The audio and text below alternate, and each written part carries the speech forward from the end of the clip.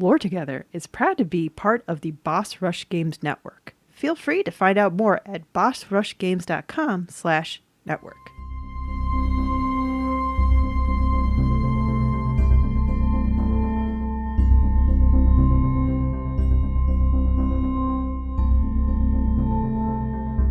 Hi, I'm Safi. And I'm Mystic. And this is Lore Together.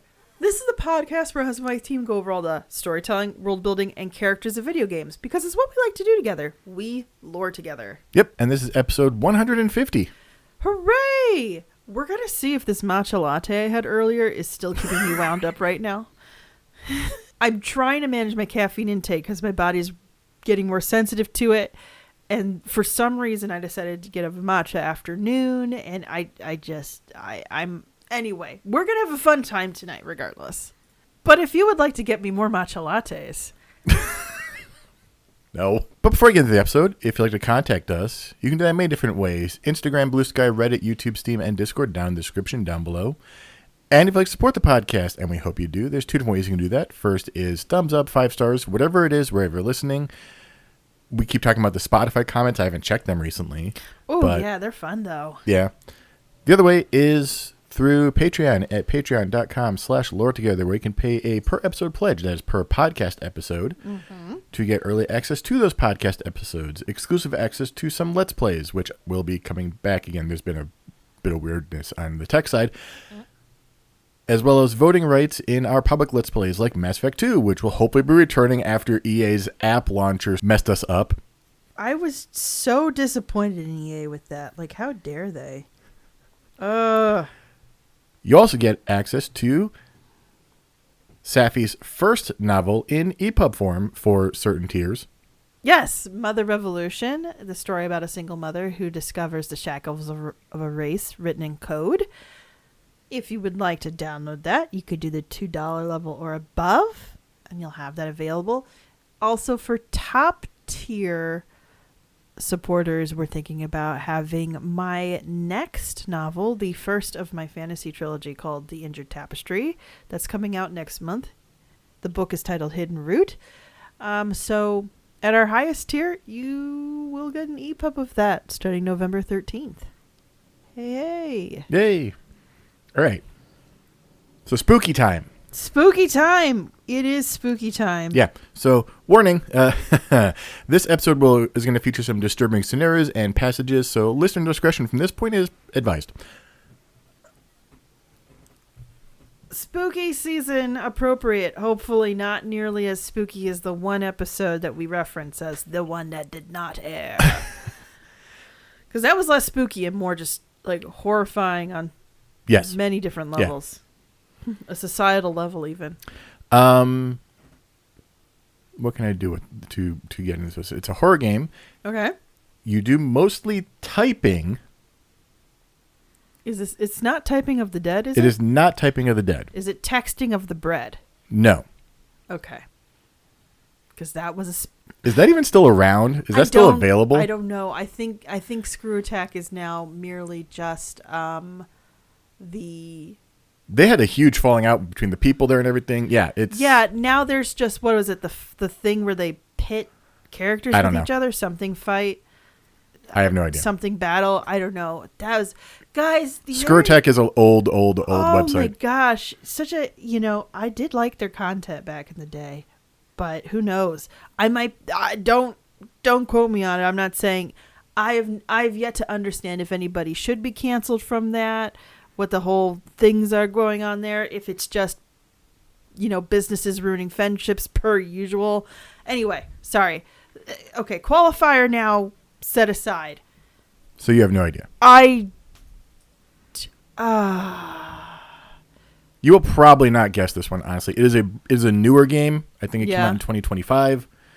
I think it's I can't remember when it's from 2025, but it's a newer game. Okay, so it's definitely not Fatal Frame, which I know you said typing, but I keep hoping someday you're going to cover it. Because the premise is cool. I mean, this is just from this year. It's January 2025. Oh, wow, okay. And it's an indie game. Okay. So, yeah, it makes sense. I wouldn't know what the heck this is at all. Unless it's got cute foxes or frogs in it. I have a friend who specifically sends me all the cozy games that have either foxes or frogs. This in is it. not a cozy game. No, I'm assuming not, considering the disclaimer. This is the game Dead Letter Department. Dead letter department. Are we typing letters to ghosts? Are we No. solving murders with letters? No. Well, no. Is this like a Death Note adjacent concept? No. Okay. I do love this game, honestly. It's a little too atmospheric for me. It's one of those, there's not a ton of story here. Most of the story we're going to get is from the endings. Interesting. Okay. So, or at least most of the explanation of what's going on comes in the endings. Mm-hmm. The rest of the game is kind of randomized what order you get things in and stuff. It's one of those types of games. Okay. So, we're starting a new job in a new city. Don't tell me this is FNAF with typing. No, I never played FNAF, so actually I don't know. I've never played FNAF, but Okay. I'm gonna put this out there very quickly, guys. I don't think we're gonna cover Five Nights at Freddy's anytime soon. The internet has done it to death. I don't think it needs anybody else covering it. amazingly, even though the internet's done it to death, I know zero about it. Okay. If we cover it, I will cover it, and we will not be covering it as a straight like theory or straight plot situation. That is the one thing I know. I do know Five Nights at Freddy's is like rife with theories because it's all vagueness. Just,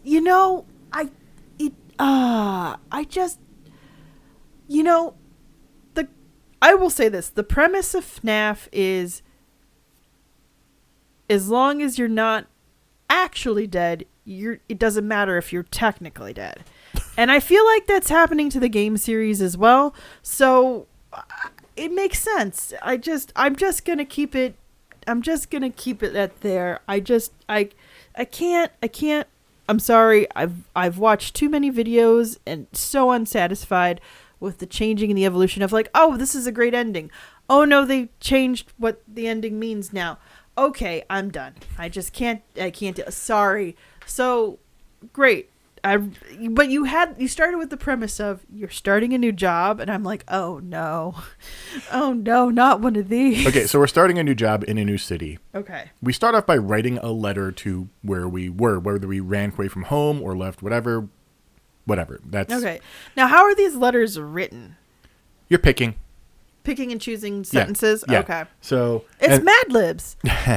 and these can go many different ways. For example, we can start with Dear Mom, Dear Dad, Dear Love, Dear A-hole, cleaning it up.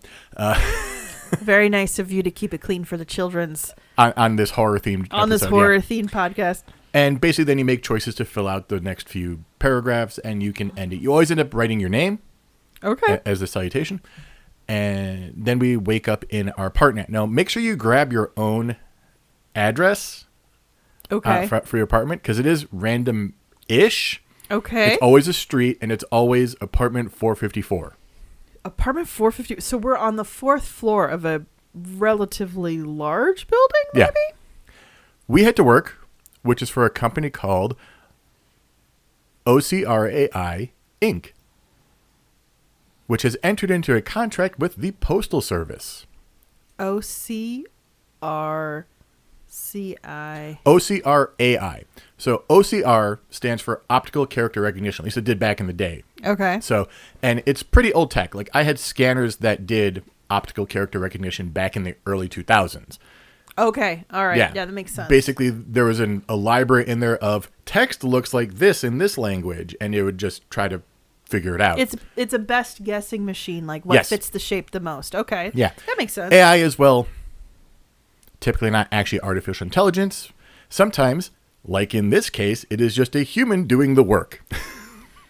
So, remember the time when it turned out that Amazon's claims for AI was actually Indian workers? Yes. Yes.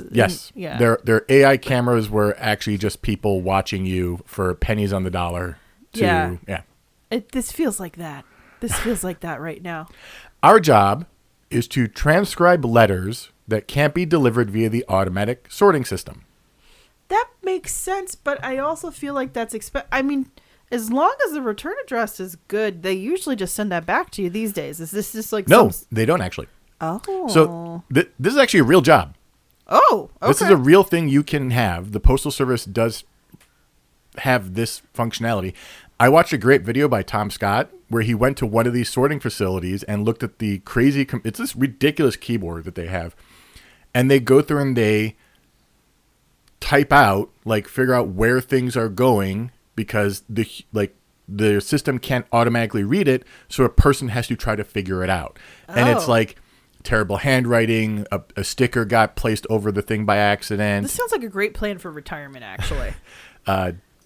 Paper got damaged, something spilled on it, who knows, stuff like that. Okay. So this game starts us off simple enough, couple addresses, couple other simple things.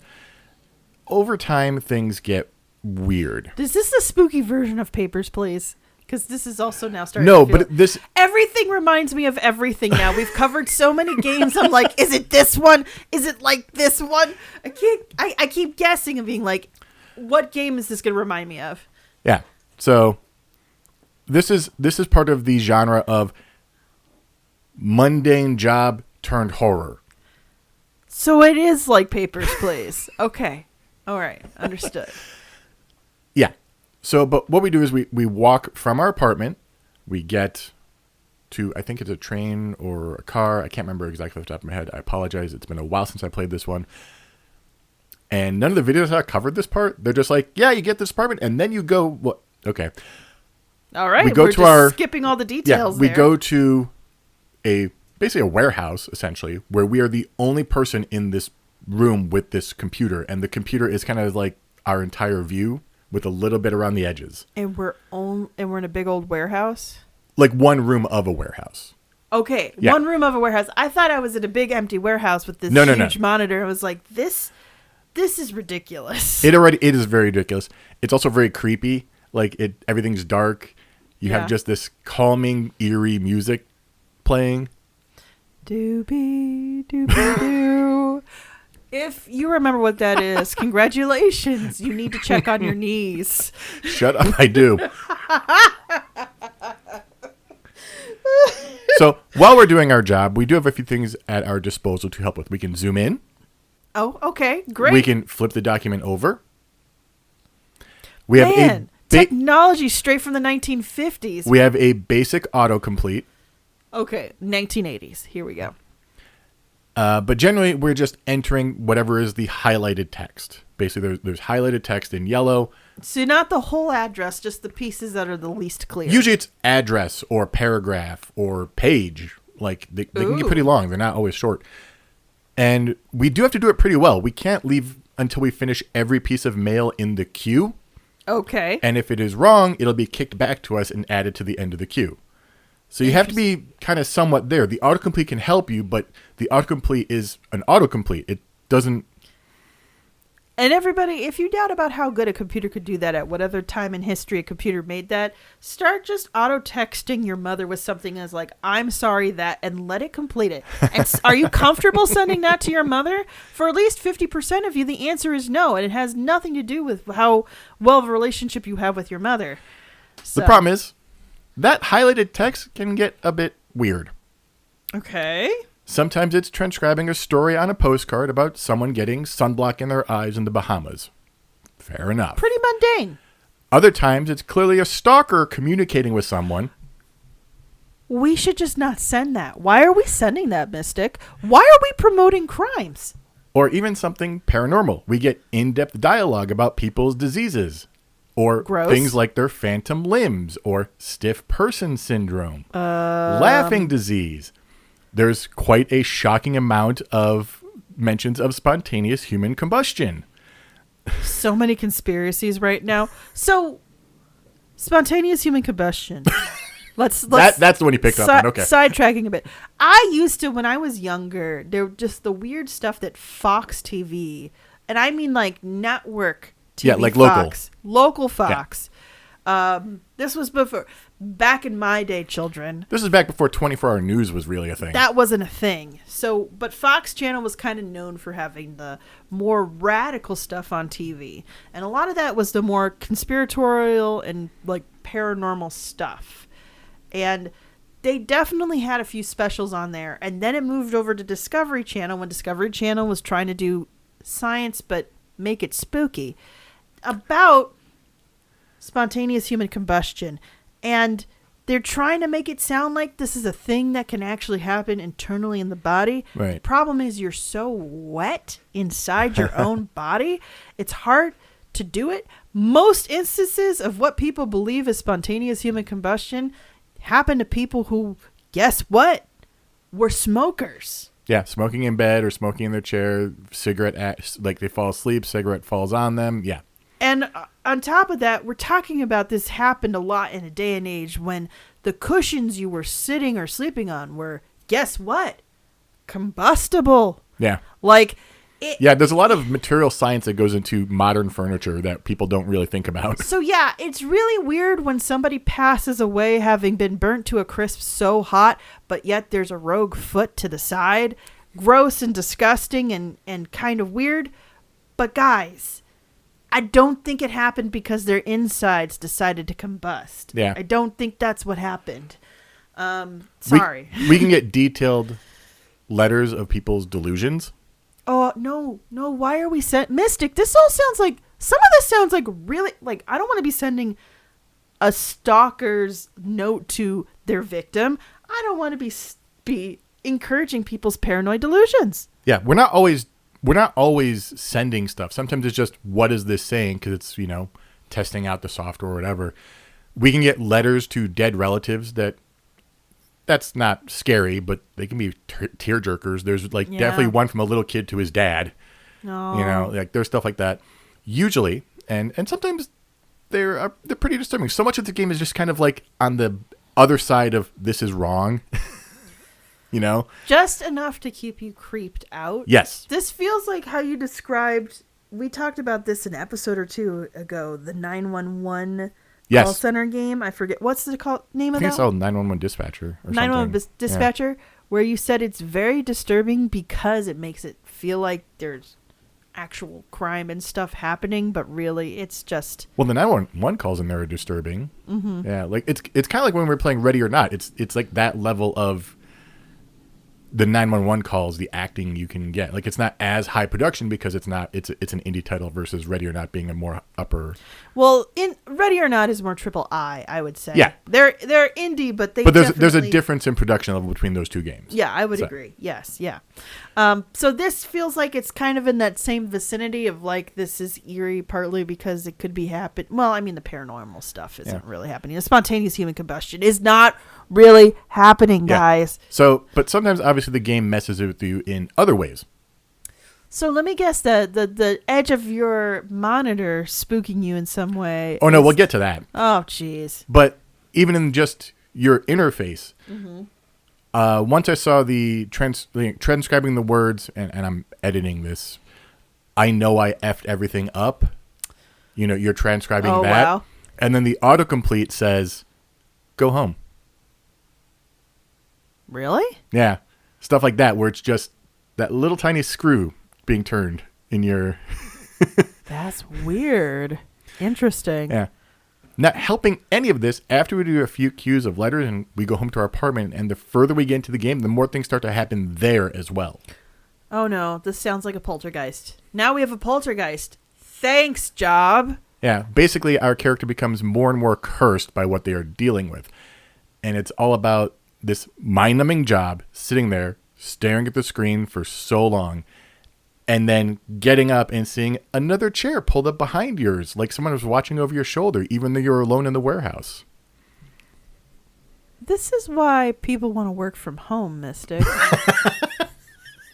We don't need this kind of stress in our lives. Like, we don't need... Oh, my gosh, that is so weird. Or a swinging lamp after the screen glitches out. You get that swinging lamp effect.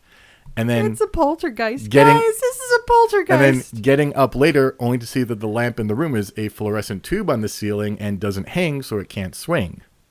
Okay. Yeah, so I hate this. Figures walking past behind the monitor in this closed room. Where nobody else is supposed to be there? Right. Okay. I'm taking a sick day. Hands crawling around the computer screen. Stop it. Stop I'm pantomiming all of these. Stop.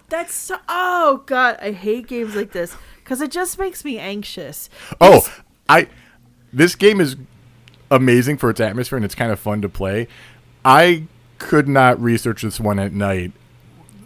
Alone, typing script, watching these things happen. No, and everybody, he has an extra wide monitor specifically for his regular day job. He has an extra wide monitor, so it is pretty much around your whole periphery. Yes, and I believe science has shown, with multiple studies, that anything that you perceive on the edges of your ability to perceive it, whether it's with sight or sound in particular, that just causes high anxiety. Yeah. Because you're constantly thinking. We have not let go of all of our instincts from when we were prey, when we had to outrun things like saber-toothed tigers and other huge mammals that were happy to eat us. Yeah. And some of the animals out there are still happy to eat us if we're willing to let them go at it. So we still have this latent idea that there is something that will feast on us if we're not careful. Yeah. So the best of these disturbing things that I saw. The best, he says, guys. Yeah. The absolute best. I saw one. So here's the thing. You can go through this game and not see everything. That makes sense. Yeah. It sounds like one of those games. Yeah. So some of the best ones I saw were somebody getting a letter about someone being stabbed and not realizing it. And then they finish their shift and get up from the chair only to see a pool of blood under the chair. I'd resign. I resigned from this position. I would like to move back home. I don't care if that a-hole and I broke up. I need to go. Another horrifying encounter, this is the last one before we get into the endings, was our character seeing scratches on the inside of their apartment door and complaining about their fingers being raw and bloody. No. So you're going mad. And then when we start typing that day, the keystrokes have just a little squelch to them. I'm not okay, guys. Yeah. I'm not okay. That's not okay. No. That's horrifying, yes. Yeah. Wow. This is Halloween appropriate in all the wrong ways, Mystic. Why are you doing this to me? Why? Oh, you get to play it next week. No, that's torture. Why are you torturing me? The day before Halloween, too. No, not cool. Not cool. You're bringing a poltergeist into our home, and I'm not okay with it. I'd rather have the Ouija board. Where's the Ouija board? Can we do a Ouija board game instead, guys? This is really spooky. I'm not cool with this. You're going to put me in the same headspace I was when I was a kid, and I honestly thought aliens were going to abduct me. Like, for years, I watched too much of that stuff in the 90s and the early aughts. Unsolved Mysteries. Oh my gosh, so much alien stuff. I honestly thought myself, in Chicagoland, in very urban, very densely populated Chicagoland, was going to get alien abducted in the middle of the night. I hid myself under a blanket, being like, if the aliens can't see me under the blanket, they're not going to abduct me. And anytime it would get too humid, I put just enough of their side of fresh air. That's how I slept every night for years, guys. I don't want to sleep like that again. I don't want, Mystic stays up later than me. I don't want Mystic coming into the bed, and there I am, mostly covered. Fair. You're unlikely to run across a lot of this stuff in the 1 hour. But watch, the 1 hour that I do have, there's aliens, isn't there? And it's just going to bring back all the horrible memories, and then suddenly you're going to have conspiracy theory wife. You didn't realize that there was a conspiracy theory Safi version of me, but there it is. Suddenly there's a blanket, and I've got aluminum hats around the house. Okay, so we get 6 different endings depending on what we do in the game. Now, the endings spoil a lot of stuff. Obviously, we've spoiled some of the creep and other factors to it. This game is such a trip and so drenched in atmosphere. I recommend you just check it out if you want something that kind of hits that midpoint of mundane and horrifying. And luckily, there's a demo on Steam, so go have fun. If this sounds like a game you like to play at all, do so if ever go and try that before you listen to the endings at least. We are putting this pause in now so you can stop listening, play the demo, and then come back and we can talk about the ending. Yeah, I think it's $15. Yeah, that's pretty inexpensive. Oh my gosh. So that being said, the first ending happens if we do everything we are told to do with the letters. We transcribe everything perfectly. We don't change anything. We do exactly what we are told. This sounds like this is going to be a bad ending. Yeah. Slowly our character begins to complain about being numb and stiff hands and all of this stuff. And things start going weird. The world starts distorting around us. Oh, no. And hallways and doors that weren't there before in our apartment building are now opening up and everything. Screens are flickering, figures moving in the background. This is where the hands come around. Oh my god, Yeah. I don't like it. I don't like it. Before we finally find a different computer to input into. And as we work, the world further distorts. Like it kind of becomes jagged and stuff cracks around us and stuff. And we are left entering the commands that end up submitting our body and soul to a dark entity. Oh, geez. And being possessed. Yeah, poltergeist. Yeah. Well, I don't know if poltergeists are allowed to possess. I don't keep up with the ghost spooky details. Sorry. You have to, the letters on the word are submit. Oh, You have to type submit. And then, yeah. The next thing is kind of obvious and the inverse of the previous. We can do our job entirely wrong. Okay.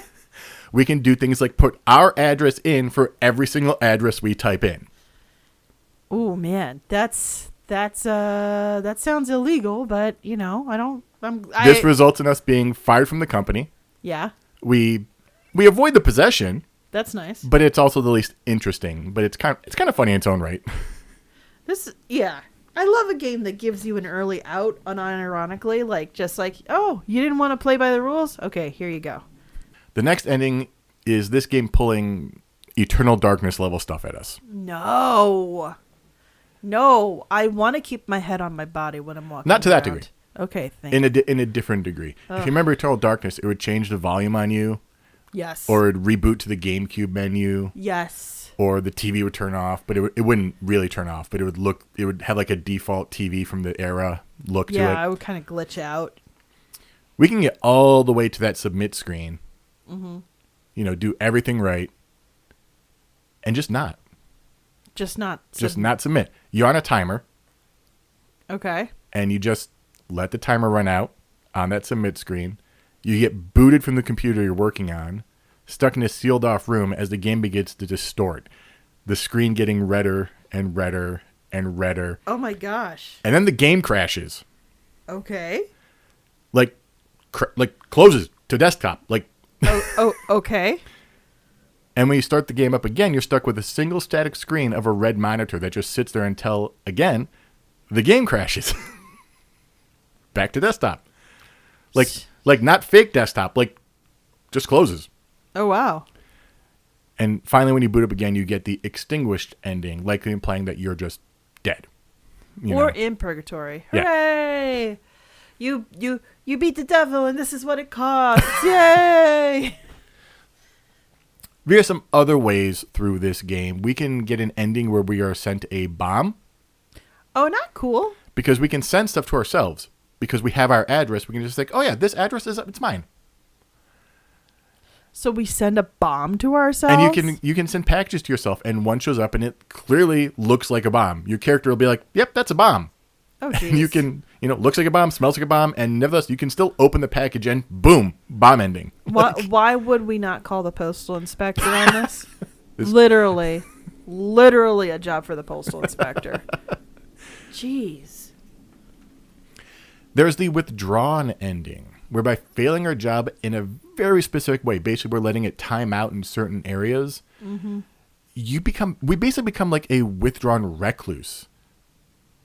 We are stuck in our apartment. We can't go to work. We can't leave. Oh. The game likens us to a broken TV. We just don't turn on? We just don't, we don't light up. We don't do anything. We're just stuck forever in our apartment waiting. You're just a recluse. You Yeah. That just sounds like the highest level anxiety because you realize that all of this is real. Like, you keep doing your job so feels like doing your job until you submit is essentially saying, no, it's going to be fine. We're not going to worry about it. You not pressing submit and letting it time out is you waiting too late. And then you becoming a recluse is you being like, I refuse to engage. And because you were rightfully, anxiously assessing the situation. Paranoia. This game definitely ups your paranoia. Yes. But all right, enough doom and gloom. There is a lighter side of dark here. Okay. Because it's still going to be dark. Do I become Van Helsing? No. Dang it. There are certain letters that are sent to us. Okay. Okay, not addressed to us, but someone plays the system so that certain letters get kicked to our screen. And they clearly are meant for us. They have the design of them actually reminds me of how ships were camouflaged in World War II. It's like a weird stripe pattern that computers would just not have any luck with. But since we're human, we can kind of see the text that's like, this is for your eyes. You're the person reading the mail. Oh, interesting. Yeah. Oh, P.S. guys, if there's like a drone that's tracking you with AI visualization, just somersault. I saw that, yeah. Yeah. Just wanted to put that out there. So someone plays a system, so this shows up in our job queue, and we have the option then to direct these to us as we would in the fired ending. Yeah. But through these letters, we come to find out that OCRAI Inc. is a farce. Though to what end isn't exactly clear. Like, I couldn't figure that part out. I don't know where. They clearly need to release the DLC. The real truth. People in the discussions were like, can I just get a typing mode where I don't have to deal with all the creepy stuff? I just like the music and the typing. That sounds so dystopian. I just want the mundanity of completion. Yeah. Yay. But we're left kind of piecing together through these subsequent letters we get that we're in this weird symbiotic relationship. Oh. Somehow we absorb the negative emotions in all of this mail, all the junk mail, all these threats, all these stalkers, all this fear are being absorbed into us. What are we, a sin eater? What is this? Yeah, this can actually be hinted at in another ending with the words sin eater appearing in a wall in blood. I literally did not think we were going to be referencing sin eaters, but here we are. Yeah, Do we need to explain what a sin eater is? I'm going to. So okay. This is old folklore, commonly associated with Scotland, Ireland, Wales, and English counties bordering Wales, and Welsh culture in general. A sin eater is a person who consumes a ritual meal as a means of spiritually taking on the sins of a deceased person. The food is believed to absorb the sins of the deceased, thus absolving them of their sins. Thus, the sin eater carries the sins of the deceased and are pretty much often feared and shunned for it, but also important to the village. So yeah, so basically, if you were poor and you needed money, you were taken advantage of by given a free meal, but the insinuation was you'd go to hell so that somebody else could go to heaven. Yeah. It's just capitalism at its finest, guys. I'm sorry. Like, it's such an allegory of our times. I don't know. It feels like taking advantage of... Sounds like an allegory. It sounds like a thing from that time, too. Like, well, yes, but it feels... Oh, my gosh. It's just a reminder of the sick cycles of trauma we put on ourselves. Oh my God. Letting the rich get richer and fear no consequences for any of the bad stuff they did because they can pay you to take your sins. yeah. Indulgences. Yeah. Yeah. Oh, yeah. Yeah. Oh, man. It's almost like it's always been this way. So, if you want, I'm not going to spoil the ending of it because I love this episode. There is an episode of Night Gallery, which was the spiritual successor to the Twilight Zone, hosted by Rod Sterling. Mm-hmm. This was when it was in color, and it has an episode about a sin eater family. It is very compelling, very good. A little campy because it's of its time, but Night Gallery is amazing. Everybody should watch it. I remember watching a movie I think it was called Sin Eater. I'm sure or it's The a Sin movie. Eater. And the only reason I watched it was because it had, I think his name is AJ Buckley. He was one of the techs on CSI New York, and I was really into CSI at the time. Oh, yeah. You did have a heavy CSI phase. I remember this phase. Yes. I can't do it anymore. Also, I don't think it's on anymore, number one, and I kind of got out of that phase. So, 3, it turns out that half of forensics is not really science. So it kind of killed it for us. So eventually we do get some salvation here. One of these letters will let us upgrade our terminal to be able to delete some of these letters.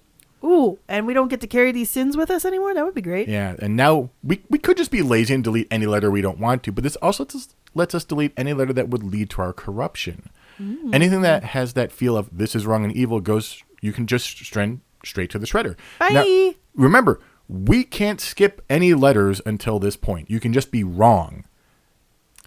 Oh, so you kind of have to be wrong strategically. Strategically. Yeah. You have to know what you're doing in order to. Okay, interesting. Yeah. The demons that are trying to possess us get very angry. Well, take that, dude. I'm Van Helsing now. The monitor glitches and starts rocking on its own because I think the demons are in the monitor. That's where the hands probably come from. Yeah. How dare you thwart my plans? And they start violently shaking the screens as things break and our view goes completely white. And then we wake up in our apartment on a sunny day with one last letter to write back home, which, this leaves us in a good place. Oh, what a beautiful morning. Oh, what a beautiful day. So, yeah, a shorter episode, but I had to do this game at some point. And it's very Halloween appropriate. This is a good find. I also love it when we can give kudos to a weird, different, esoteric kind of indie game. So yeah, this was January 30th, 2025. The developer is Mike Monroe. Just ready to see a single name. Oh, thanks, Mike. And along with the developer Belief Engine, so I think that's also the publisher Belief Engine. Okay. So yeah, there is a whole genre of these mundane job made horror. Well, we already had the phase of mundane concept gone extreme, like I Am Bread or Goat Simulator. Yeah, where the absurdity was the point. There's a helpline call center simulator that is apparently very like in this same vein of you get horrific phone calls and stuff. Well, yeah, I feel like it's like the response to the games like the ones I mentioned and like the Stanley Parable, right? Yeah. Which Stanley Parable is, I so want to cover it, but I don't know how. There's no way to. So the thing is, it would be like this. It would just be endings. Well, also, the Stanley Parable is a lot more Dada-esque. It doesn't have a conspiracy. That's true. It's just commenting on the absurdity of existence from an existentialist framework and essentially becomes art by trying very hard to not be art. It's Dada-esque. It's very much... Well, it's commenting on also video game narrative tropes in general. But you understand what I'm saying, right? It is doing that, but it's doing a lot more than that by trying not to do anything well at all, and surprisingly doing one thing very well, which becomes this philosophical kind of introspective idea of what game production should be. So you can't really... I know. You can't really do that because of it's the same reason why you can't do I Am Bread or Goat Simulator as well. They're way too absurdist, and the commentary is kind of fourth wall breaking in a way that's necessary to understand it without it actually enhancing anything that's considered a plot or a story or even a character arc or something that could be flimsily alluded to as a character arc. Right. Instead, now we have, in response to that, was like, let's not go goofy absurdist. We're going to talk about the existential dread with the idea of the mundanity of all this stuff and doing it well or not well. The funny thing is, like, it just bugs me because Stanley Parable is always... So I have a collection on Steam because you can have dynamic collections based off store tags. Yeah. And I always have a collection for Story Rich. So I can look at what games we've covered with the Story Rich tags and which games we haven't. And Stanley Parable is tagged with Story Rich. And I don't get it. It's not Story Rich. That is... Media literacy unless we're talking is about poor. Unless we're these talking days. about Ultra Deluxe, because Ultra Deluxe takes the story of the idea of the first game and builds a story around what developing a sequel would be. Okay, that's different. Yeah. That's different. But if you're talking about the original concept, though, of the Stanley Parable, it is not trying to be any story, and yet Right. also trying to be every story. Yeah. And that's the whole point of it. It is so... Dadaism, for those of you who don't know, I keep going back to it, is kind of the idea of the random and the absurd being made into art merely because you've put the label on it without really investigating it.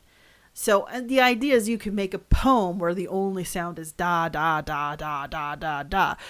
The movement included people who would basically do the past's version of magnet poetry, literally just cutting up words, mushing them up into a hat, and then putting it all together.